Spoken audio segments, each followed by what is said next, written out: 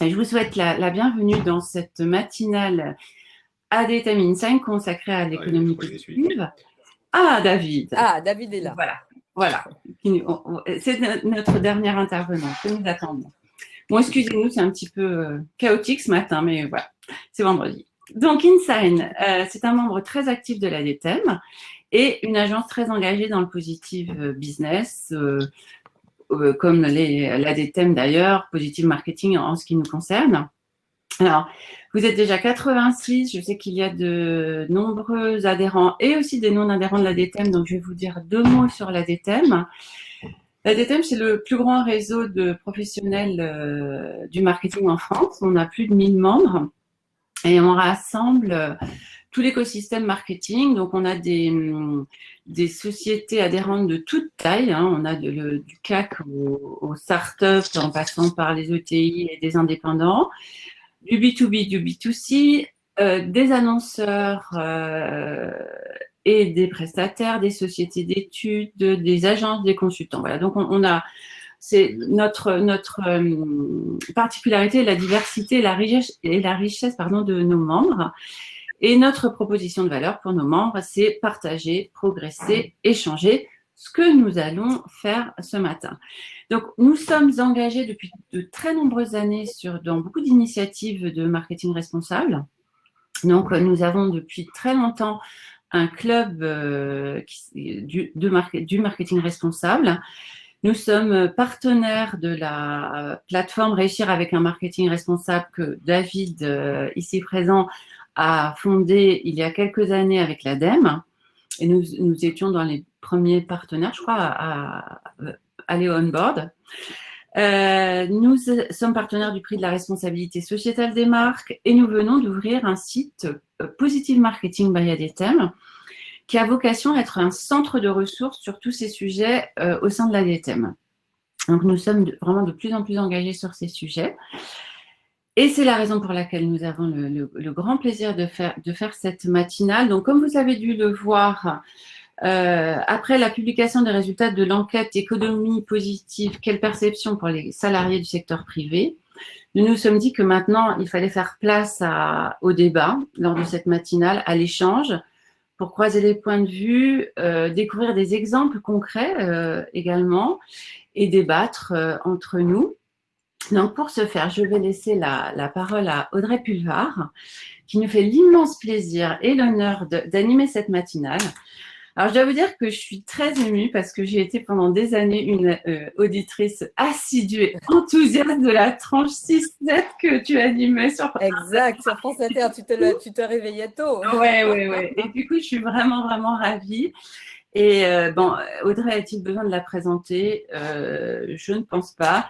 Mais c'est pas l'objet en fait. C'est ça. Elle est, on pourrait dire, journaliste, activiste, féministe et écologique, si ça te convient. Et donc, je vais lui passer la parole, bien sûr, et l'inviter à nous parler tout d'abord d'une initiative qui lui tient particulièrement à cœur et qui s'appelle African Pattern. Voilà, donc je vais sortir de scène pour vous laisser plus de place et écouter la suite de ces échanges avec beaucoup d'attention. Et merci à tous d'être là pour cette matinale. Merci aux intervenants et aux participants de plus en plus nombreux. Nous sommes déjà 92. Absolument. Voilà, je te laisse la parole, Audrey. Merci. Merci beaucoup Catherine, merci à toutes et tous d'être là. C'est moi qui suis heureuse et honorée d'être des vôtres. Et l'objectif de ce webinaire n'est absolument pas de parler de moi, donc on va passer très vite. Je voulais vous parler vraiment très rapidement de 2 projets qui effectivement me tiennent particulièrement à cœur.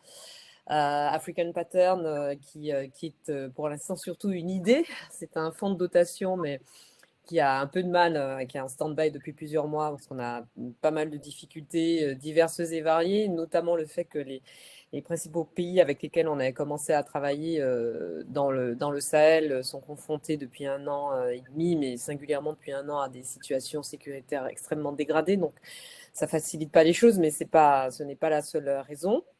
Mais l'idée d'African Pattern, c'est avec un ensemble de scientifiques africains, de l'ensemble du continent, aussi des militants, des chefs d'entreprise, d'élaborer rien moins qu'un nouveau modèle de développement économique et social écolo-compatibles, parce que l'idée, c'est pas de refaire les mêmes erreurs, à partir des savoir-faire africains, notamment en matière d'énergie renouvelable, d'agroécologie, d'agroforesterie, d'économie circulaire, d'économie sociale et solidaire, de low-tech, de démocratie participative, parce que on part du constat que beaucoup de sociétés africaines dans différents pays du continent, parce que c'est un continent qui est très hétérogène, c'est pas un seul pays, l'Afrique. Donc beaucoup de sociétés se sont organisées depuis des décennies, soit de façon empirique, soit par tradition, soit pour faire face à des situations de crise, des États affaiblis, avec des process extrêmement vertueux en termes d'empreinte écologique et puis d'organisation citoyenne et participative. Et l'idée, c'est de dupliquer ces expériences-là pour en faire un modèle, un pattern, à partir duquel les hommes et les femmes politiques engagés sur ces sujets-là qui voudront s'en emparer pourraient élaborer des politiques publiques vertueuses et particulièrement ambitieuses en la matière et pourquoi pas ensuite essaimer vers l'hémisphère nord. Alors ça, c'est l'idée, la grande ambition et dont je continue de penser qu'en dépit des difficultés, elle verra le jour un jour. Et puis un autre projet qui est plus présent, qui est plus actuel, plus rapproché dans le temps et beaucoup plus abouti, c'est Green Management School, dont je parle tous les mardis soirs dans un webinaire. Donc, si je mettrai le lien sur le chat, et si vous êtes intéressé, je vous invite mardi prochain à 18h à me rejoindre pour en parler. L'idée de Green Management School que je monte avec Media School et Franck Papazian, c'est de proposer une formation de niveau Master 1 et Master 2, donc à des étudiants qui sont déjà à un niveau licence et maîtrise ou à des cadres dirigeants qui souhaitent une formation continue sur les questions, une formation et une instruction de base et transversale sur les questions d'urgence climatique et d'effondrement de la biodiversité, pour que l'ensemble de la chaîne de commandement de l'entreprise soit imprégnée, instruite et animée par ces sujets-là, et pour qu'à la fin, la décision en général dans l'entreprise, le management, soit cohérente, la décision cohérent, le management, écolo-responsable évidemment, et que l'ensemble des exécutants, des exécutifs et des exécutants dans l'entreprise soit vraiment imprégné de ces sujets-là, pour que tout soit cohérent entre la raison d'être, entre les objectifs, l'engagement des uns et des autres et les process et la décision finale. Mais on n'est pas là pour parler de Green Management School, on parle d'économie positive ensemble, et merci à nos intervenants de nous avoir rejoints. Donc pour nous parler de tout cela aujourd'hui, de cette étude menée par Insight et Opinionway sur la perception par les salariés du privé des notions d'économie positive, nous recevons Béatrice Bellini, qui est, bonjour Béatrice, maître de conférence à l'Université Paris-Nanterre, où vous dirigez la chaire Positive Business Value for All, membre de la plateforme RSE du gouvernement. Vous êtes aussi experte au sein de l'AFNOR, entre autres lignes de votre CV. David Garbous, bonjour David, merci d'être des nôtres, fondateur et patron de Transformation Positive, entreprise avec laquelle vous plaidez pour un marketing responsable. Alors je vous cite, marketing responsable qui prenne en compte non seulement les attentes des consommateurs segmentés, mais également les enjeux de société et l'intérêt général, c'est-à-dire un marketing qui s'autorise à tout rechallenger, à tout réinitialiser et à tout réinventer. Donc là aussi, c'est une grande ambition. Et puis Fabrice Bonifay, directeur développement durable et qualité, sécurité, environnement du groupe Bouygues, très très impliqué, Fabrice, et très militant de ces sujets depuis longtemps, dans un secteur où la transformation est évidemment indispensable. Claudine Pagon est là également. Bonjour Claudine.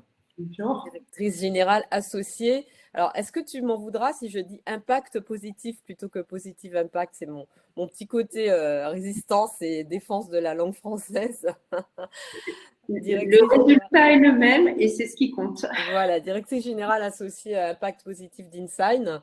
Et je rappelle que Insign était censé nous réunir à Bastille, dans ses locaux parisiens, il y a quelques semaines, pour un truc complètement ancien monde qu'on appelle une table ronde, quoi. Le truc qui n'existe absolument plus, mais qui, j'espère, existera quand même à nouveau, parce que les vrais contacts, c'est quand même mieux.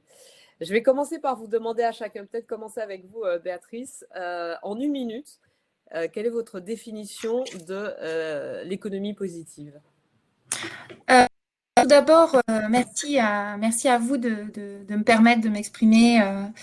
Et c'est vraiment un plaisir justement de voir que ça bouge beaucoup dans l'univers du marketing en ce moment sur ces aspects.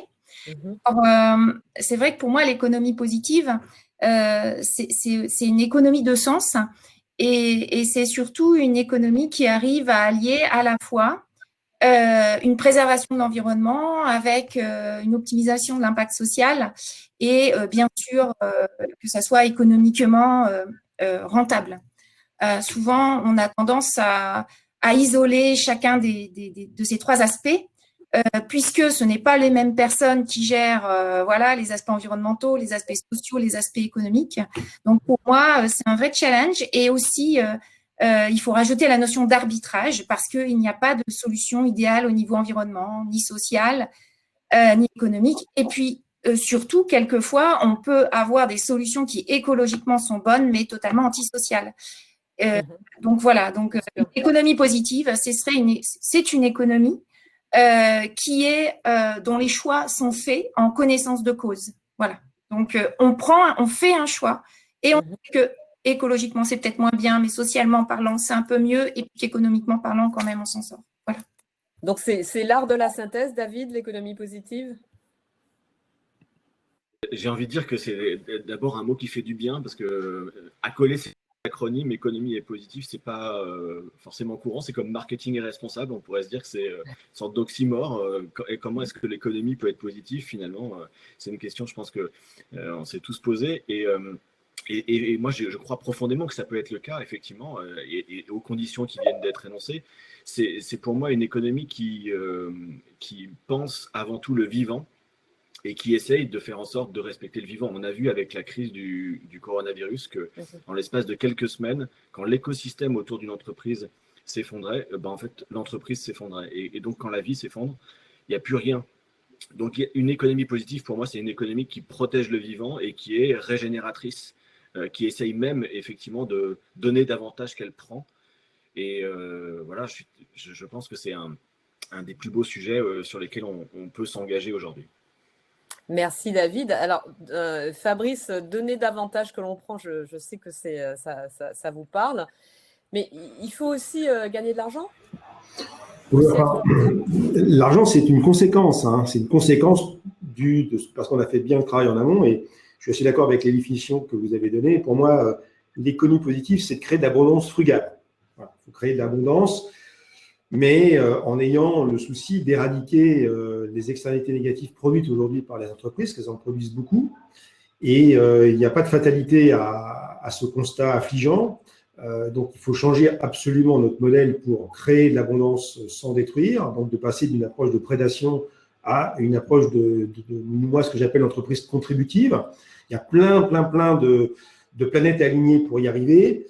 Mais je suis complètement d'accord avec ce que vient de dire David, il faut pouvoir se resynchroniser en fait avec le vivant, recréer cette entropie qu'on a complètement perdue de la balance entre ce que l'on prélève pour créer le business et de ce qu'on génère comme impact négatif en créant ce business, de manière à ne pas prendre plus de ressources que la planète n'est capable d'en régénérer. Ça va modifier forcément le modèle économique en profondeur à la fois des entreprises et de la façon dont fonctionne l'économie mondiale aujourd'hui, mais on n'a pas le choix. De toute façon, cette entropie, tôt ou tard, elle reviendra. Mais soit on va y aller en subissant les chocs qu'on risque de subir si on ne s'en occupe pas, soit on pourrait mettre en place une transformation plus douce qui ne fera que des gagnants, mais ça ne va pas être un long fleuve tranquille. Eh bien, on est là pour en parler justement. Bon, alors Claudine, peut-être un mot qui n'a pas été prononcé, mais qui était en filigrane des précédentes interventions, c'est le mot responsabilité. Oui, je vais vous donner la définition que nous avons donnée aux salariés que nous avons interrogés dans l'étude OpinionWay, parce que c'est intéressant. Parce qu'au départ, forcément, quand on demande aux salariés est-ce que vous connaissez l'économie positive, ben, il y en a à peu près 1 sur 2 à connaître. Donc, il faut forcément qu'on donne une définition. Et la définition, c'est l'économie positive, une économie au service des générations présentes et futures, qui favorise une croissance responsable, socialement juste et respectueuse de l'environnement. Donc, je pense que ça fait bien la synthèse de tout ce qui a été dit jusqu'à présent et ce principe d'arriver à conjuguer cette croissance avec des enjeux sociétaux et environnementaux. Impeccable. Bon, je crois qu'on a un bon tour d'horizon. Alors, je précise à ceux d'entre vous qui êtes dans la salle, ceux et celles d'entre vous qui êtes dans la salle, que vous pouvez poser des questions, soit dans le chat, soit dans la colonne questions, et qu'on a prévu un petit temps pour y répondre tout à l'heure, et peut-être que je vais aussi en poser au fil du débat en fonction de ce que je vois apparaître dans la colonne questions. 89% des personnes interrogées lors de cette enquête menée par OpinionWay pour Insign et l'Institut de l'économie positive, 89% des personnes interrogées estiment que les entreprises sont légitimes pour impulser le changement et pour passer à l'économie positive. Béatrice Bellini, qu'est-ce que vous pensez de ce chiffre ? Vous vous intéressez beaucoup à la notion de raison d'être et la compatibilité entre action au quotidien et raison d'être affichée de l'entreprise. Alors, je pense que donc nous, en tant qu'enseignants-chercheurs et universitaires, on a un vrai enjeu de communication sur les concepts. Et je trouve que c'est un chiffre qui est vraiment exceptionnel. Mais c'est vrai que c'est un peu difficile pour quelqu'un de dire ben non, je suis contre, moi je veux continuer à polluer, etc. Donc on a une espèce finalement voilà, c'est naturel, personne ne veut polluer, tout le monde veut agir bien, etc.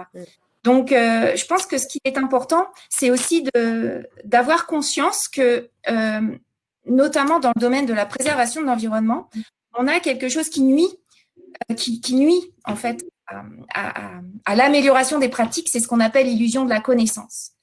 Et nous, en tant qu'universitaires, c'est très important justement de souligner que parfois, on prône des solutions qui peuvent ne pas être écologiquement intéressantes. Donc, on peut poser la question du bio. C'est vrai que, voilà, pour beaucoup de citoyens, le bio, c'est écologique, le recyclé, c'est écologique. On se pose même plus la question, est-ce vraiment écologique? Et donc, nous, on insiste beaucoup sur la notion de qualité environnementale de produit. Qu'est-ce qu'une qualité environnementale de produit? C'est la base. En fait, ce sont les fondations. Qu'est-ce qu'une qualité sociale de produit? Voilà. Et donc, du coup, quand on part de ces concepts, qualité sociale et environnementale de produits ou de services, ce qui est le cœur de l'entreprise, on arrive naturellement à la raison d'être. Et c'est vrai, ce qui est important, c'est ce fameux cœur de métier de l'organisation. Dans la loi Pacte de 2019, effectivement, on souligne qu'il faut effectivement réorienter ou mieux intégrer les parties prenantes. Vous parlait tout à l'heure d'arbitrage. Effectivement, on sait que les différents acteurs dans notre écosystème n'ont pas forcément les mêmes intérêts. Donc, c'est un vrai challenge que de reconnaître ces intérêts. Et puis aussi, d'une autre manière, reconnaître aussi qu'au niveau international, les standards, les attentes au niveau social et environnemental n'ont rien à voir. L'attente d'un Chinois n'est pas l'attente d'un Français, n'est pas l'attente d'un Américain. Donc, effectivement, on a beaucoup de points à éclairer par rapport à ces notions pour arriver à, si vous voulez, mettre en pratique la raison d'être. Le marketing a un rôle essentiel par rapport à cette raison d'être parce que au cœur de la raison d'être, on a le produit, le service, et on sait que le marketeur impulse ses propositions de valeur. On va en parler, voilà. Béatrice, du rôle du marketeur. Mais Claudine, est-ce qu'il y a une méthodologie type Et est-ce que vous l'avez pour passer à l'économie positive dans l'entreprise? Alors, je vais répondre oui et non. Non, pourquoi? Parce que c'est vraiment à chaque entreprise de trouver sa route, de trouver sa clé d'entrée. J'adhère complètement à ce que disait Fabrice de douce transformation. Donc, il y a certaines entreprises qui vont effectivement immédiatement transformer ou aller sur des business models vertueux. Nous, on travaille pour ILEC qui a décidé d'être un fournisseur d'énergie verte made in France pour les consommateurs. Donc voilà, mon business model est dans l'économie positive, mais pour une entreprise, ça peut commencer par des produits, ça peut commencer par même des protos qu'on teste sur un marché. Je pense que quand Seb décide de lancer des vélos électriques, c'est un test. On va voir. Donc ça, c'est une clé d'entrée. La raison d'être en est évidemment une autre. Béatrice vient d'en parler.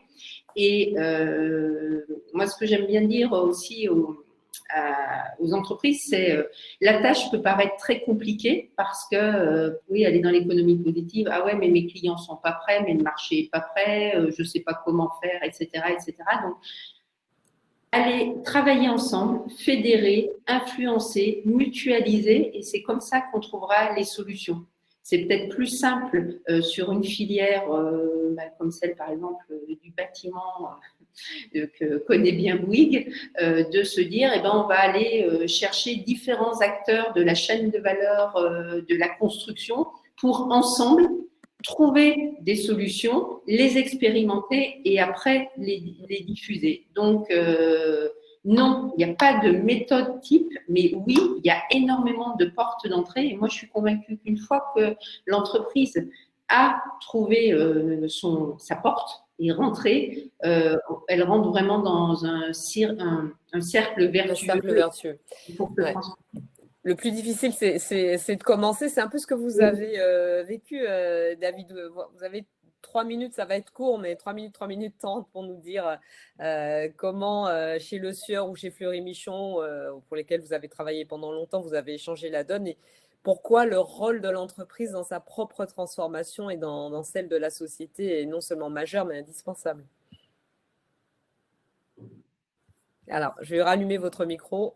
Merci. Ouais. Moi, je vais essayer d'être le plus concis possible. Effectivement, j'ai eu cette chance dans ces deux entreprises de travailler sur des transformations. C'est 89%. Je trouve que le chiffre est chouette parce que effectivement, une entreprise, on peut lui faire beaucoup de reproches, mais elle a quand même un pouvoir d'entraînement avec elle quand elle prend des décisions qui sont importantes. Donc, ça peut être des décisions catastrophiques, mais quand ces décisions vont dans le bon sens, c'est assez remarquable. Moi, effectivement, quand j'étais chez Le Sieur, on a eu l'opportunité sur un produit qui s'appelait Fleur de Colza de mettre en place une démarche d'agriculture raisonnée. C'était au début des années 2000, donc aujourd'hui on en parle beaucoup, mais à l'époque on en parlait relativement peu.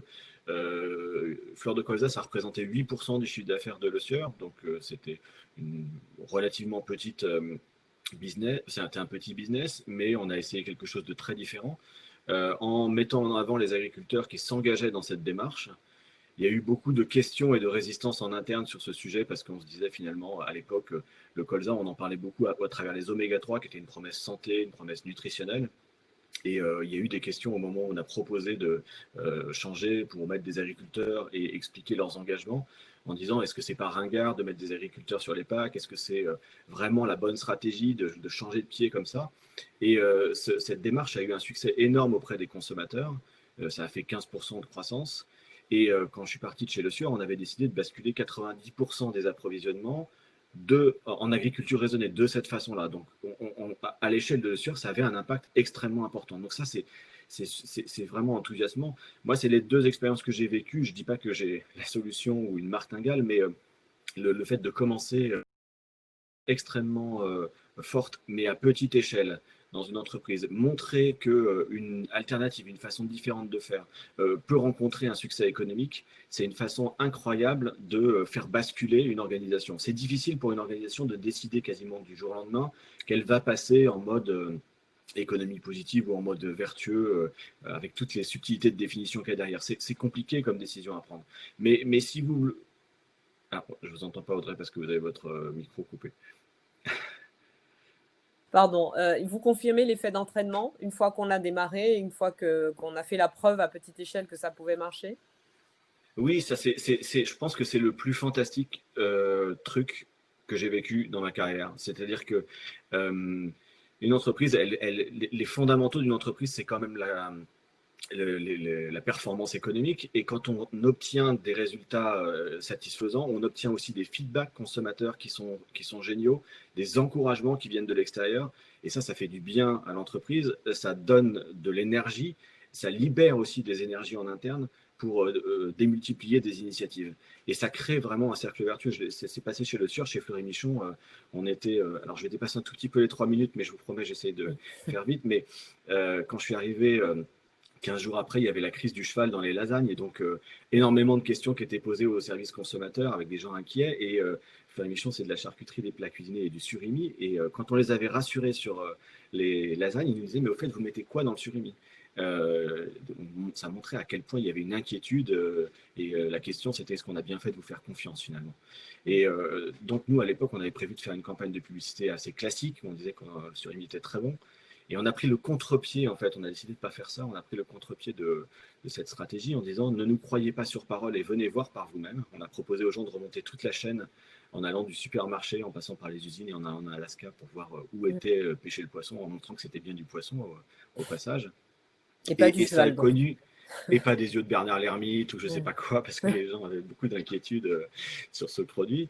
Là aussi, ça a connu un succès économique extraordinaire et ça a créé une fierté en interne vraiment magnifique à voir. Franchement, les équipes, le business était en négatif depuis 2 ans parce que c'était la fin du régime Ducamp. Vous savez, Ducamp avait dit il faut manger des protéines. Il y avait des gens qui avaient mangé plein de surimi, ils n'en pouvaient plus. Bon, donc ça se cassait la figure.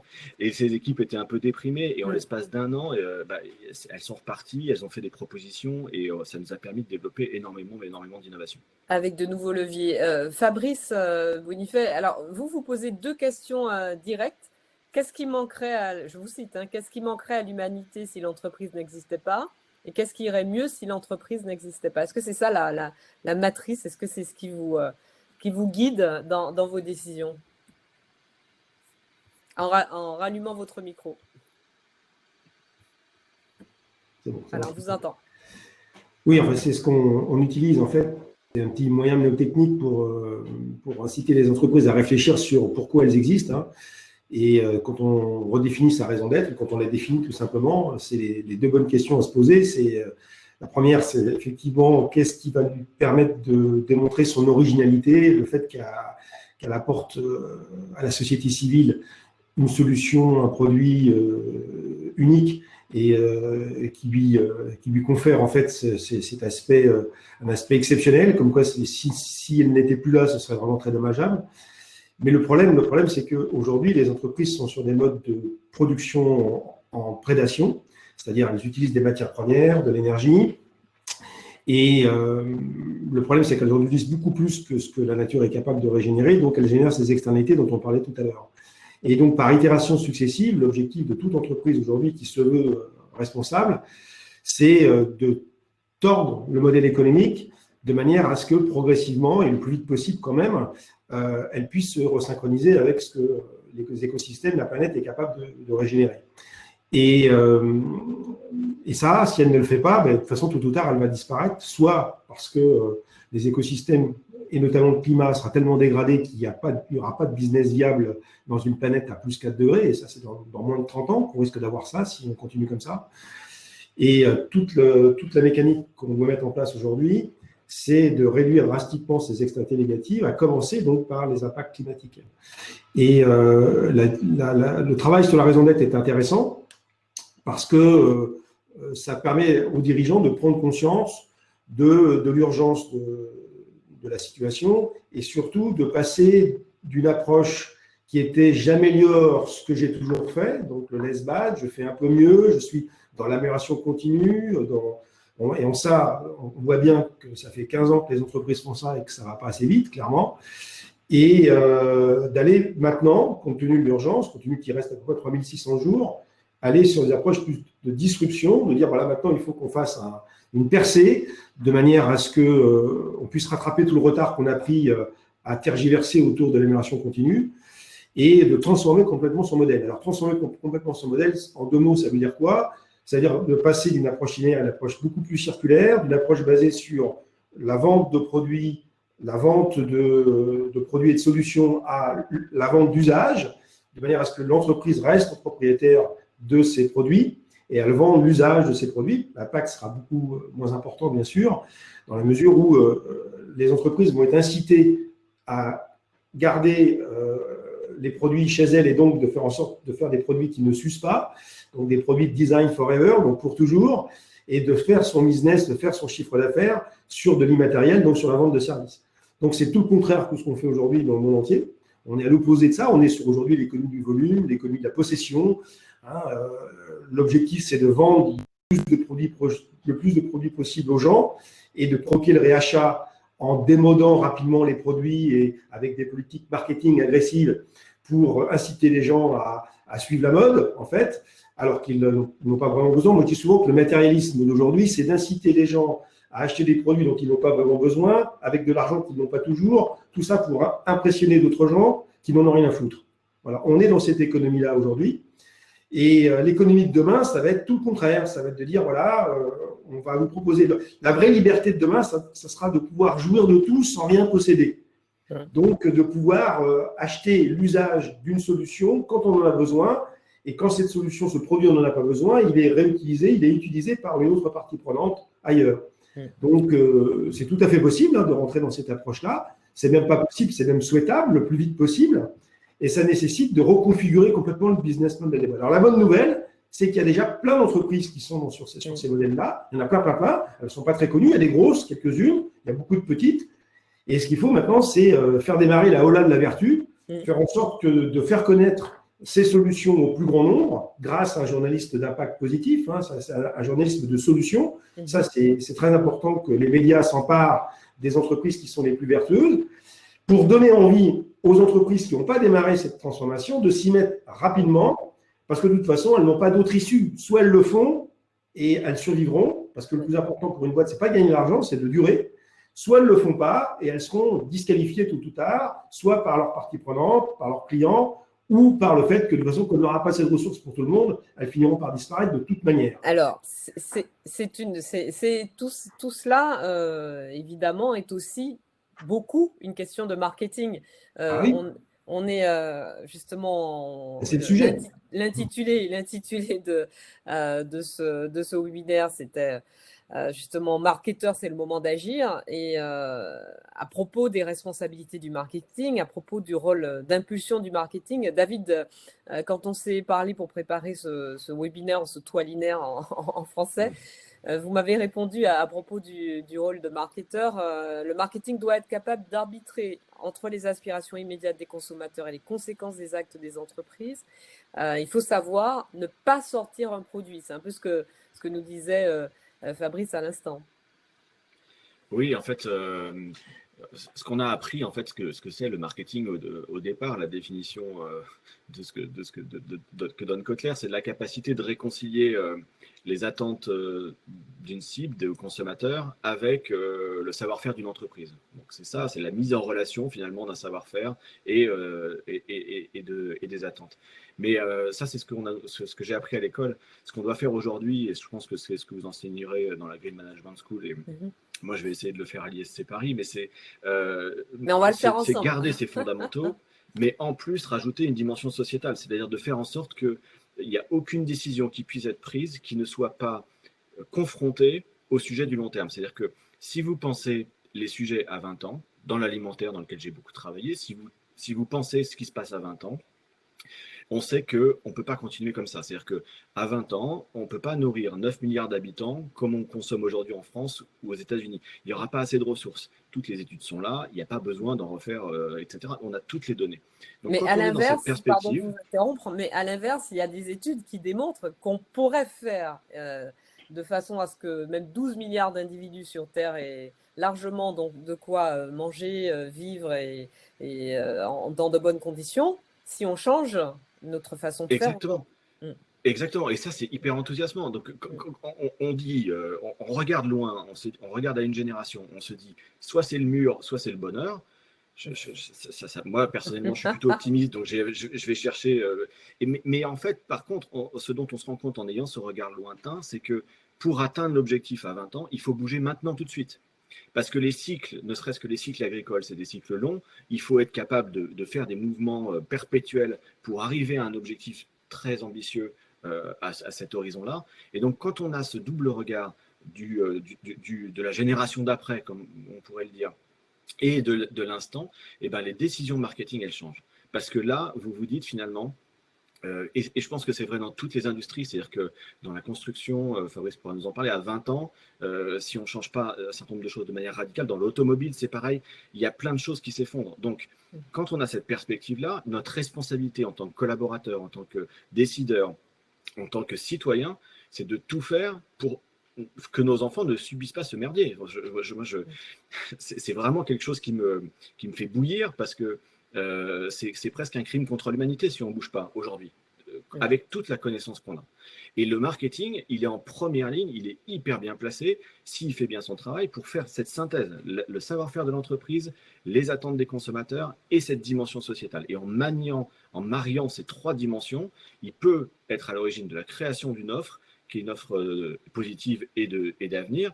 Et je pense que dans toutes les entreprises aujourd'hui, on peut faire un état des lieux hyper précis des produits qui sont les produits du monde d'après, on va dire, et puis les produits qu'il faudra arrêter. Tous les collaborateurs dans les entreprises savent les produits sur lesquels ils peuvent miser demain. Mais c'est difficile de l'assumer parfois. C'est parfois des produits qui rapportent beaucoup d'argent. Donc il y a toute une stratégie, et là aussi le marketing est en première ligne à mettre en place pour faire petit à petit baisser la contribution de ces produits les plus pires, on va dire, et faire monter la contribution des alternatives. Et la juste vitesse entre les deux, c'est la performance. Alors, Fabrice, Catherine Broussaudier dans le chat j'irai utiliser la formule magique, elle parle d'un monde fini. Je sais que c'est une notion, cette finitude et les limites planétaires dont vous êtes très très imprégné et qui guide beaucoup de vos décisions. Ça rejoint plusieurs des questions du chat où on vous interroge sur Valérie de Mazières qui dit belle initiative, mais l'objectif au final reste-t-il toujours la croissance? Si c'est la croissance, mais quel type de croissance? Ou Guillaume Veil qui nous disait au début, j'aime bien la notion d'abondance frugale, mais comment redéfinir la notion d'abondance dans ce cas quand on sait que nous devons réduire de façon drastique notre consommation d'énergie? Je trouve que ces trois remarques-là se rejoignent et je sais que vous avez une réponse à ce sujet. Oui, enfin, dans le cadre du Shift Project, je suis administrateur, et puis au C3D, on a bien compris quand même depuis un bout de temps que la notion néolibérale de croissance infinie dans un monde fini en ressources, c'est juste impossible, quoi. C'est une fable, c'est mathématiquement intenable, et tous ceux qui prétendent le contraire sont des menteurs et des imposteurs. Donc ça, c'est dit. Alors à partir de là, comment on crée des emplois, comment on maintient l'emploi, comment on fait manger les gens à 7,7 milliards dans un monde fini en ressources? Parce qu'en fait, la planète, jusqu'à preuve du contraire, elle est ce qu'elle est et elle ne pourra pas produire plus que ce qu'elle peut produire. Donc il y a une problématique de capacité de charge qui a été largement dépassée. Aujourd'hui, on vit sur le gras produit par la planète pendant des millions d'années, mais tous les ans, on recule, vous savez, le jour du dépassement, qui était, je crois, vers fin juillet, qui va remonter au 22 août du fait du Covid, mais qui va repartir dans les années qui viennent en arrière. Donc, il nous faudrait 2 planètes ou 3 planètes si ça continue. Bon, une fois qu'on a dit ça, ça ne fonctionne pas. Mais ce qui fonctionne aujourd'hui, et on sait que ça fonctionne, ou que ça peut fonctionner, ou que ça pourrait fonctionner à plus grande échelle, c'est la notion de prospérité sans croissance des flux physiques carbonés. Alors, c'est quoi la prospérité? C'est redéfinir la prospérité, c'est redéfinir en fait des nouveaux indices de développement humain. Aujourd'hui, tant qu'on utilisera le PIB comme métrique de la performance des États, on va se fourvoyer dans cette illusion qu'on peut toujours consommer toujours plus. Donc, il faut redéfinir des indicateurs de développement humain qui pourraient être suivis par toutes les nations, c'est-à-dire l'éducation, la qualité de vie, la santé, qui sont des mesures très concrètes que l'on peut mesurer. l'espérance de vie en bonne santé. Ça, c'est un vrai indicateur qu'il faudrait pouvoir suivre. Et aligner en fait notre modèle de développement par rapport à ces nouveaux indicateurs qui arrêteraient de mesurer simplement des flux financiers, mais qui mesureraient aussi des flux plus qualitatifs dans ce qu'on pourrait considérer être heureux dans la vie. Hein, qu'est-ce qui est le plus important? C'est d'être heureux dans la vie. Donc, il est clair que ça nécessite de tout revoir, notamment le système financier. Ça nécessite de revoir la façon dont les entreprises créent la valeur. Donc, on l'a vu, elles vont passer d'un modèle linéaire à un modèle circulaire. Aujourd'hui, le modèle linéaire, c'est j'extrais des matières premières que je ne paye pas, je fabrique des produits avec une obsolescence plus ou moins programmée par le marketing, et ensuite, ces produits sont très peu réutilisés, très peu recyclés, et ça épuise complètement les ressources de la Terre. Donc, ce modèle-là, il est obsolète aujourd'hui. Il n'est pas tenable, il n'est pas soutenable à l'échelle de 10 ans, donc c'est quand même très rapide. Et cette abondance frugale dont je parlais tout à l'heure, c'est tout à fait possible de la mettre en place, parce qu'aujourd'hui, pendant des années, des millions d'années, l'entropie existait sur cette planète. On a aujourd'hui la chance d'avoir une technologie qui permet d'ailleurs de mettre en place cette approche très rapidement, mais il faut revoir tous les paradigmes économiques. Alors bon, une fois qu'on a dit ça, on sait très bien qu'on va avoir des sceptiques, des cyniques, des cupides qui vont être en face de nous pour nous dire que ce n'est pas possible, qu'il n'y a que la croissance qui permet de créer des emplois, qu'il n'y a que la croissance qui permet d'améliorer le confort matériel des populations. Je ne dis pas qu'il ne faut pas de croissance matérielle, notamment dans certains pays où il n'y a rien du tout. Je pense que d'accéder à l'électricité dans certains pays en Afrique, c'est quand même pas du luxe. Donc, je pense qu'il y a besoin d'avoir un minimum de croissance matérielle. Mais là où on a un petit peu d'espoir, c'est de voir en fait les marges de manœuvre que nous avons compte tenu des gaspillages de l'économie qui est la nôtre aujourd'hui. Et ça, on peut dire sans se fourvoyer que si on regarde l'industrie alimentaire, aujourd'hui, on sait que pour une calorie alimentaire produite, il y en a une calorie alimentaire qui est gaspillée dans la chaîne de valeur entre le moment où on fait pousser les aliments et le moment où on les réutilise, on les utilise dans notre réfrigérateur. De bâtiments, il y a aussi énormément de gaspillage thermique, d'électricité. On est sur une économie du gaspillage.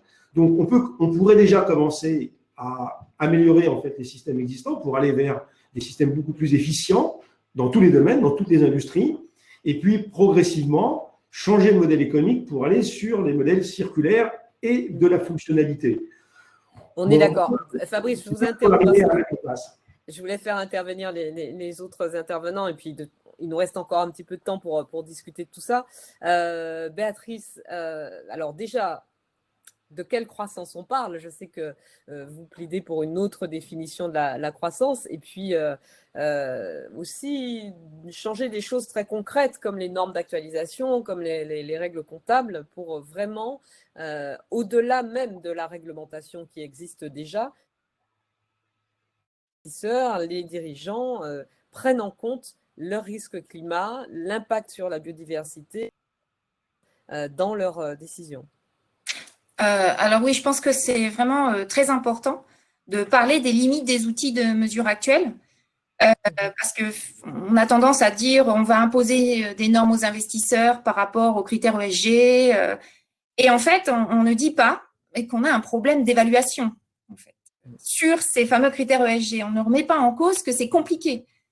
Et notamment en termes comptables, vous savez que la comptabilité avec l'actif et le passif, c'est beaucoup plus rentable de changer un PC tous les 2 ans comptablement que de le garder et de le réparer parce que forcément votre PC vaut plus rien. Enfin, donc et les notions d'amortissement et tout ça vont contribuer à alimenter ce système linéaire. Il faut savoir que tous les outils de mesure de performance que l'on a sont basés sur du linéaire. Donc automatiquement, quand on veut faire du circulaire, on a des petits soucis d'adaptation aux indicateurs de performance et on nous dit mais non, votre système n'est pas performant avec les outils linéaires. Donc, il y a un vrai enjeu à reconnaître les limites de ces outils, chose qu'on ne fait pas vraiment aujourd'hui. Et puis, effectivement, de reconnaître aussi par rapport à l'approche marketing qu'on a des vraies sources de création de valeur dans la filière. Je voulais juste insister aujourd'hui en termes de formation. on n'enseigne pas du tout l'économie circulaire aux marketeurs. Donc, automatiquement, je parlais tout à l'heure de qualité environnementale et qualité sociale de produits, c'est la base. Et finalement, si on n'a pas enseigné ces fondamentaux, on ne peut pas construire quelque chose de solide sur une offre responsable. Et puis aussi se rendre compte que dans l'entreprise aujourd'hui, quand on parle d'éco-conception, l'objectif de l'éco-conception aujourd'hui, c'est quand même d'avoir moins cher. C'est-à-dire que les éco-concepteurs s'auto-censurent dans les propositions parce que l'un des objectifs, c'est de faire moins cher. Alors que, je prends l'exemple de la marque du consommateur, qui arrive à vendre son lait 43% plus cher, 43% plus cher, ni les achats n'arriveront jamais à trouver cette valeur. Donc, on arrive à le vendre 43% plus cher par ce fait de valoriser la qualité environnementale et sociale. Donc ça, c'est le message que je souhaitais faire passer. Et effectivement, l'importance de bien mesurer et de bien communiquer, puisque toujours par rapport à la confiance du consommateur, il faut se justifier. Claudine, je fais un lien avec toi entre ce qu'on évoque à l'instant, c'est-à-dire le rôle des marketeurs et du marketing en général, et le fait que 87% des personnes interrogées se disent prêtes à s'engager, mais elles pensent que le premier frein au changement, c'est le dirigeant lui-même ou la dirigeante, et ensuite le ou la directeur ou directrice financier ou financière. Alors, voilà, est-ce que, au-delà de trouver les bons leviers pour le marketing et tout ce que fait ou dit le marketing du travail de l'entreprise, est-ce que la principale difficulté, c'est pas d'abord de convaincre le dirigeant ou la dirigeante d'entreprise qu'il ou elle a des bénéfices à tirer d'un engagement dans l'économie positive? Attends, je vais te rallumer ton micro, hop, et on t'entendra mieux. Oui. C'est que dans l'étude, non seulement les salariés disent que le dirigeant est le frein, et en même temps, ils sont prêts à le suivre s'il impulse la stratégie. Donc, il y a une attente qui est forte. Il n'y a pas qu'un frein, il y a aussi une attente vis-à-vis du dirigeant. Et moi, je pense que les arguments, il y en a plein. Le premier est évidemment un argument d'image pour l'entreprise de s'engager sur ces logiques vertueuses. Il y a également un argument au niveau de l'interne. Alors, à la fois donner du sens aux collaborateurs qui sont dans l'entreprise, mais recruter des talents, recruter les jeunes générations, donner un supplément d'âme à mon entreprise pour que j'ai envie de contribuer à la vie de cette entreprise. Il y a également des arguments au niveau de la gouvernance. On parlait de cercle vertueux. À partir du moment où on s'engage dans ces logiques, eh ben, on va réfléchir différemment. On va peut-être faire d'autres choix. On va aller chercher d'autres solutions. Et finalement, tout le monde part dans une dynamique qui est vertueuse pour l'entreprise. Et puis, j'y reviens, moi je suis convaincue qu'en termes de business, c'est une source d'innovation, ce sont des nouveaux marchés, c'est une façon d'intégrer des nouveaux leviers pour penser le durable, etc., etc.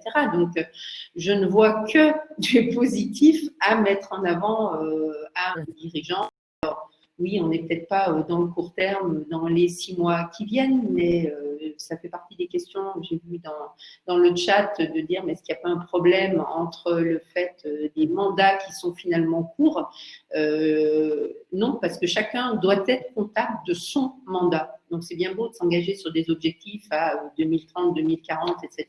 Mais moi, sur mon job aujourd'hui, qu'est-ce que je m'engage à faire? Et à la fin, même si ça dure 1 an, même si ça dure 2 ans, où j'en serai. Et ça, je pense que c'est une façon de penser sur ces logiques de transition écologique qu'on doit absolument intégrer. C'est bien de penser à 2030, mais c'est aujourd'hui qu'il faut agir.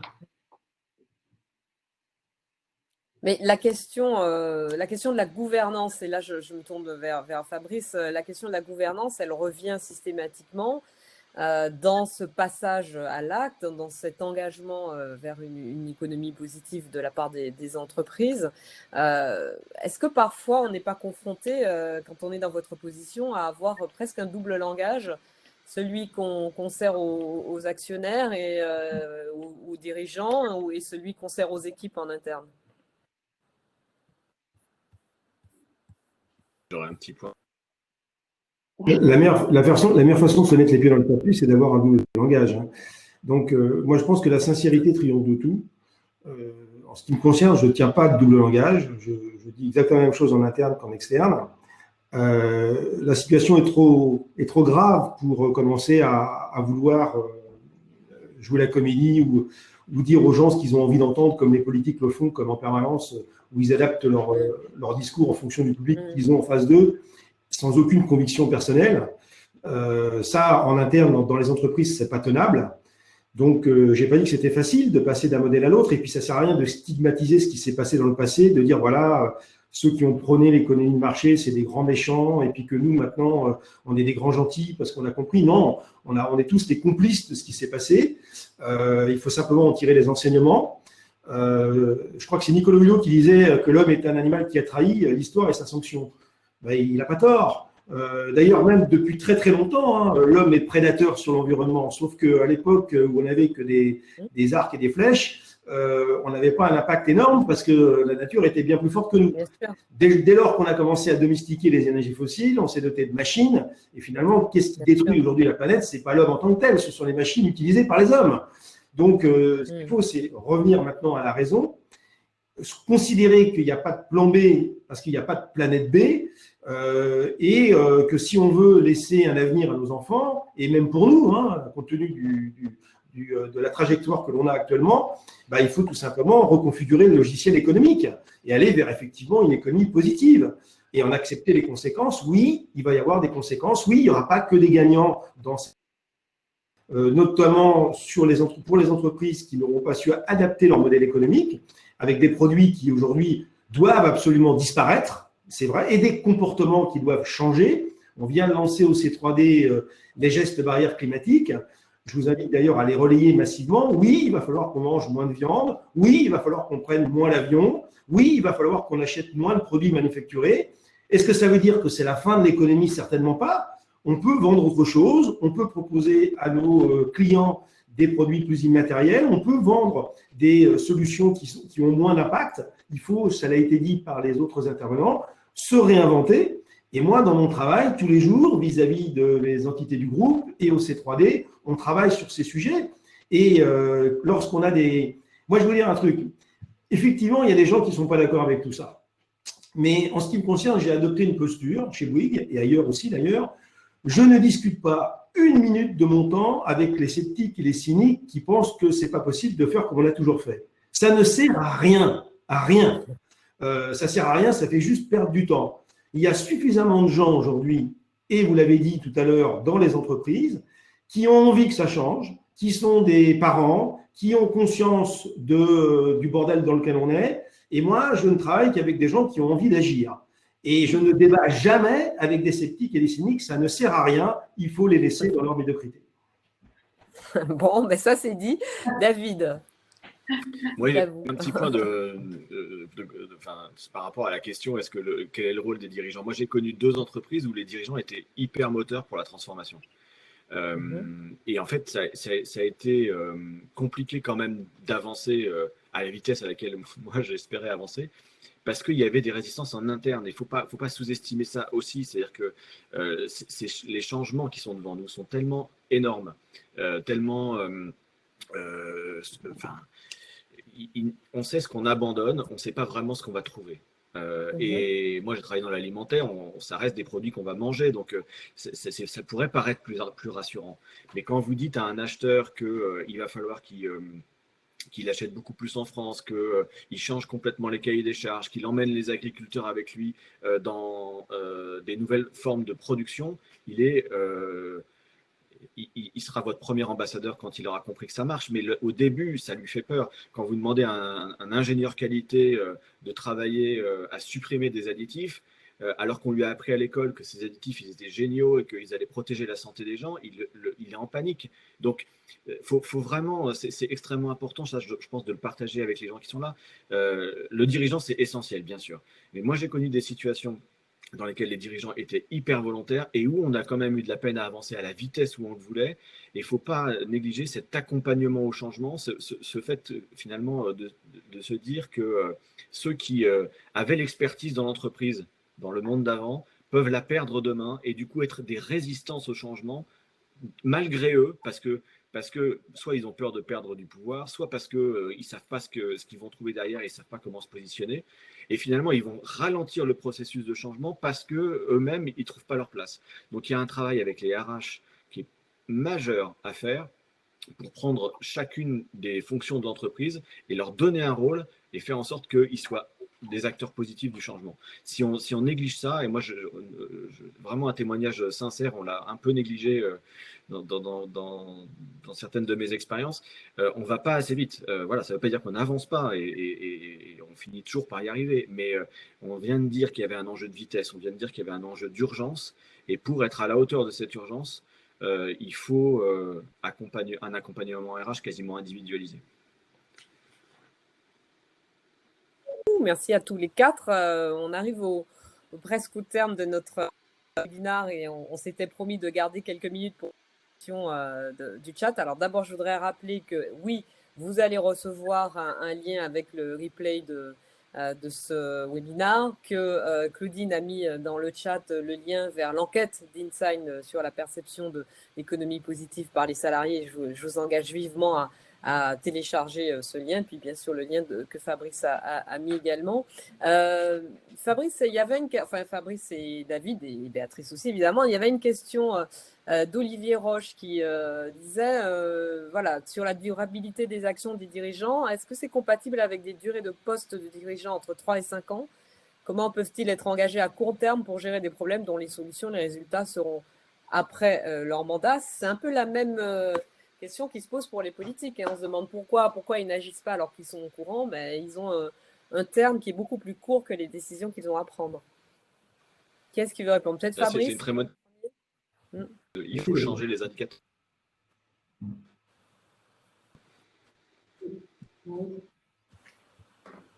Oui.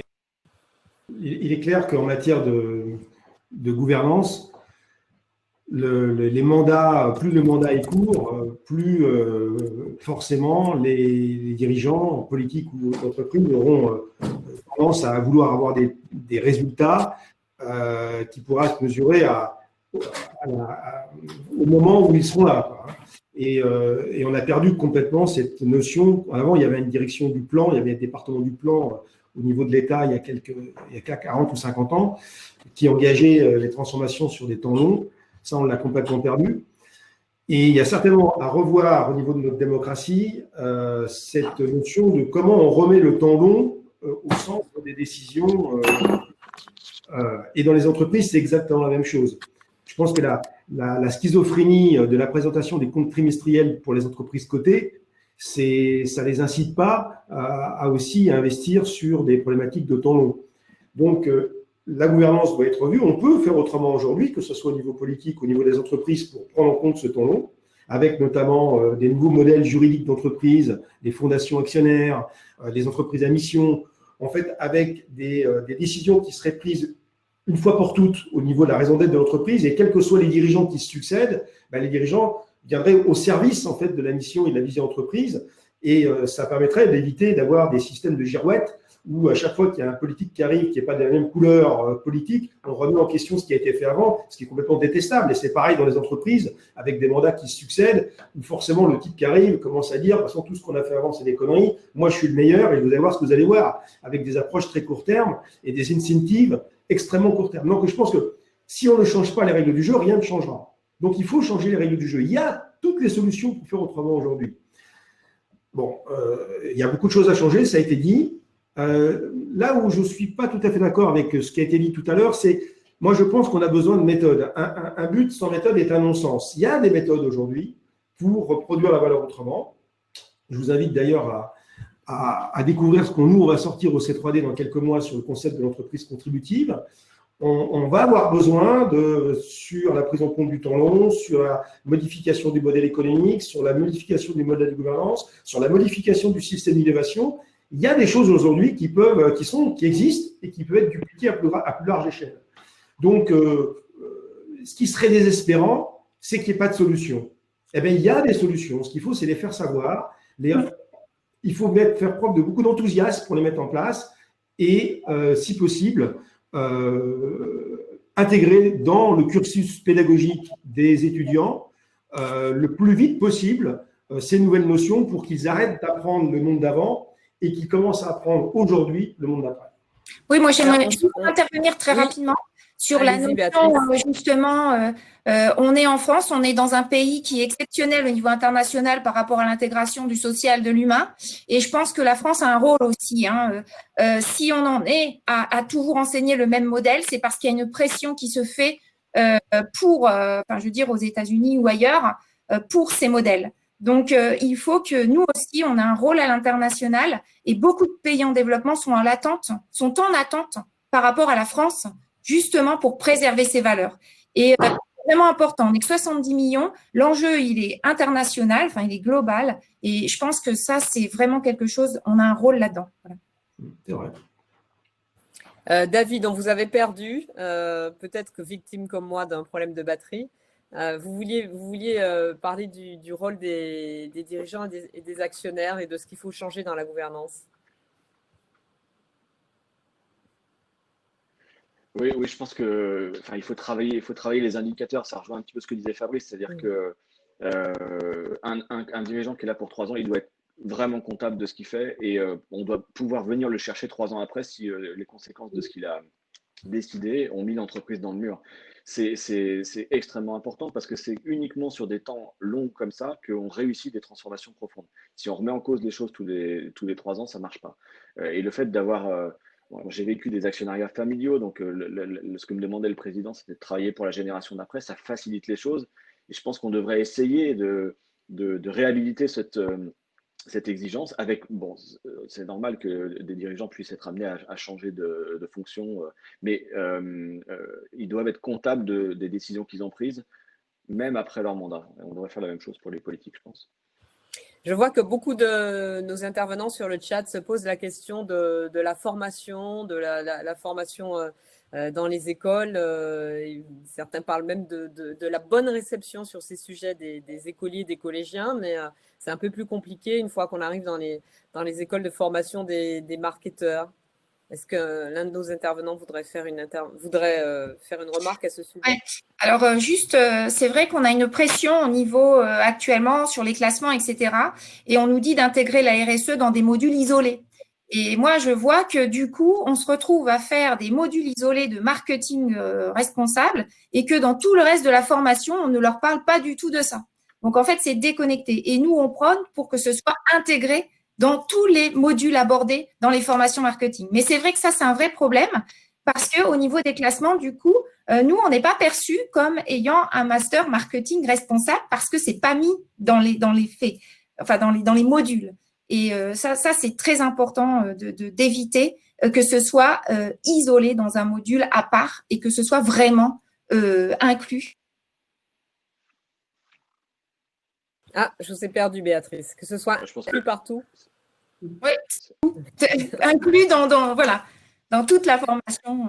Voilà. Et que les enseignants, même s'ils ne savent pas, parce qu'il y a aussi ces aspects-là, les enseignants sont très déstabilisés par ça. Ils ne savent pas faire. Et donc, il faut les rassurer, il faut juste dire, écoutez, effectivement, aujourd'hui, on n'a peut-être pas les bons outils, mais il faut dire, ça c'est le problème des enseignants-chercheurs, on n'aime pas dire ce qu'on ne sait pas. Il faut le dire, on n'a pas les bons outils, ou moi je ne sais pas, mais effectivement, c'est important aujourd'hui d'intégrer le social et l'environnement dans les perspectives marketing et ces vecteurs de création de valeur parce que ça répond à des attentes. Fabrice, une question sera peut-être la dernière. Si David, vous vouliez intervenir, David? 2 petits points. Oui. Allez-y, David. Oui, j'ai juste 2 petits points. Moi, pour les marketeurs qui sont en poste, en fait, il n'y a rien qui leur donne plus envie que de voir un succès à côté. Donc, c'est une des raisons pour lesquelles on avait créé Réussir avec un marketing responsable avec l'ADEME à l'époque, Eticity et puis l'ADTEM, dont l'ADTEM est partenaire. Sur cette plateforme, je vais mettre le lien, vous avez 69 cas de boîtes qui ont intégré les sujets de la RSE dans le business model, c'est en libre accès, et qui ont connu des succès économiques. Et ça, en fait, on fait 2 fois par an des séances de partage avec d'autres marketeurs dans la salle. Et on raconte chaque cas, chaque personne vient raconter son cas, le succès qu'il a eu, mais aussi les difficultés qu'il a rencontrées, les problèmes qu'il a dû contourner pour réussir à atteindre son objectif. Et généralement, les gens repartent de là avec des étoiles dans les yeux parce qu'ils se disent je rencontre les mêmes problèmes, mais finalement, si je persévère, si j'utilise telle et telle technique, je vais réussir à avoir un succès au bout. Ça, c'est extrêmement important. Il faut l'enseignement, c'est majeur. Il faut que, effectivement, les étudiants aujourd'hui sont très en attente de ces sujets-là. Moi, j'essaye d'y contribuer à mon échelle avec le master à l'ISC qui s'appelle communication et marketing responsable.